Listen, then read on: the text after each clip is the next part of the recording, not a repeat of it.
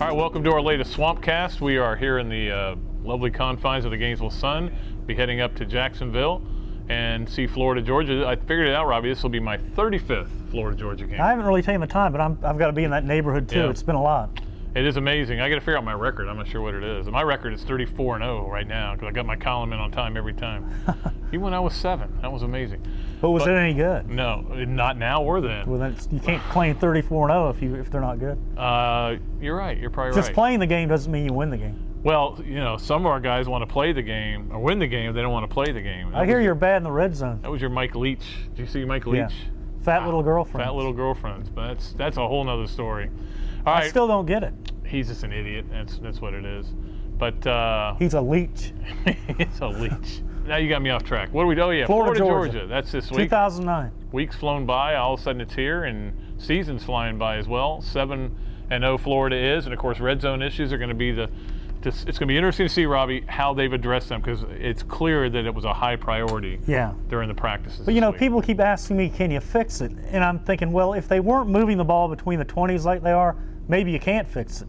But when you look at how good they are between the 20s, going up and down the field, they're doing enough good things on offense. If they figure out what's wrong, they can fix it. Yeah, I had a guy who's called me a little while ago who said that they ought to fire the guy who's calling the plays, and I said, well, I think Urban Meyer's probably not going to agree with that because he is. He even said last week he called plays that were off the sheet. Well, yeah, and he has the final say on every play that's called. It goes through him. Yeah. He has veto power. If he doesn't like a play, it's not going to be run. They're 51-9 under Urban Meyer, 7-0 this year, #1 in the country and #1 in the BCS. And I know that a lot of you are upset because you fear what can happen. Florida leads the nation in complaining. Yes, you have only the fans. You have nothing to fear but fear itself.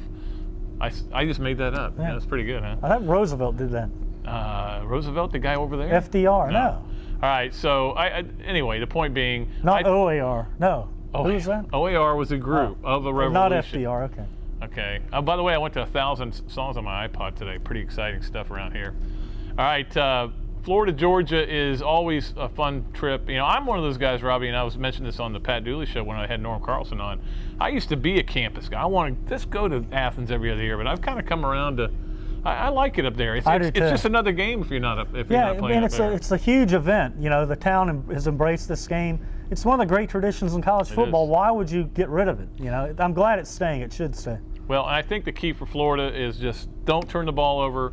And you don't even have to be great in the red zone, but if you're good in the red zone, you'll have no problem. Georgia's defense has been awful all year. They're last, I think, in total defense. You know, not very good defensively. You know, Georgia's in a transition year. The funny thing is they're also going to be in a transition year next year when they have to bring in a new quarterback. Yeah, another young quarterback. But, Pat, the red zone thing, to me, here's how you beat it.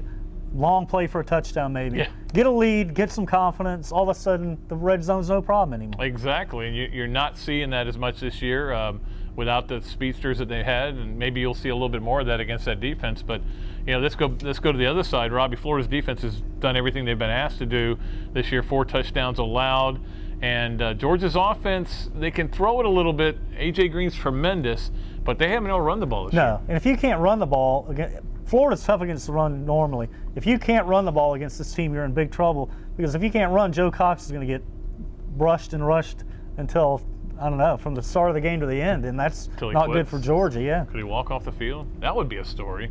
It'll be interesting to see how everything is handled in terms of the last 2 years. It's been easy to write column there. You know, you had the end zone celebration, and you had the timeouts late in the game. And I use this line in my column tomorrow that I'm going online. I'm going on confession here. Rick Roundtree, my buddy, gave me this line. It was the best of timeouts. It was the worst of timeouts. Appreciate it, but I'm taking credit for it in the paper tomorrow. But you know, this year I don't think you're going to see anything along those lines. I think you're going to see, no matter who wins the game, just go in it. However, I will say this: if Georgia's up 14 with 25 seconds to go with the ball, I bet they call a timeout. Well, they need to be more original than that. Yeah. But the thing is, you look at the Georgia comments this week from the players, they're saying Florida was calling timeouts to run it up. No, they weren't. They weren't trying to score. They were trying to make you stay there longer and suffer longer. They were telling you, we'll let you know when you can get on your bus and go home, okay? And that's what they did. But I love that they say that motivated us all summer. You're 4-3. It didn't motivate you enough.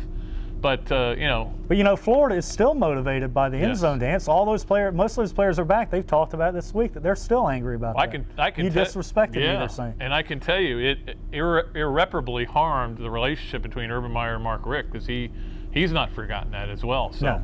we'll see how that translates onto the field. But certainly should be an interesting game. Certainly should be an exciting game. Florida it's down to 15-point favorite now. They were 16. Some of the money going Georgia's way if you're into that kind Wish of the thing. money would go our way. No, it's right. We'll take all bets. We're betting on a game being played. There you go. And we know it will be, and it'll be hot. I don't care whether you believe in global warming or not. This is ridiculous weather. But we kind of like it. It's almost November. I know. We liked it in Starkville last week. It was nice. That was really a little beautiful. chill in the air, not too cold. Perfect. But we can't order up game times or weather, but we can promise to bring you good copy in the paper and on Gatorsports.com. You promise, Robbie? Yeah, we'll try. Say after. You're undefeated, so. You got to say after. You got to say the oath. I promise. I, Robbie Andreu, promise. I, Robbie, and I can't even say my name, so I guess I can't promise anything. Okay. Well, forget it. We're gonna do our best. All right. That's gonna do it. We'll see you from the Jackson. I can't even say the name of it. What is it? The Gator Bowl. The Gator Bowl. We're going back to the Gator Bowl. We'll see you at the Gator Bowl. Till then, Robbie Andreu, Pat Dooley saying so long from the Sunshine State.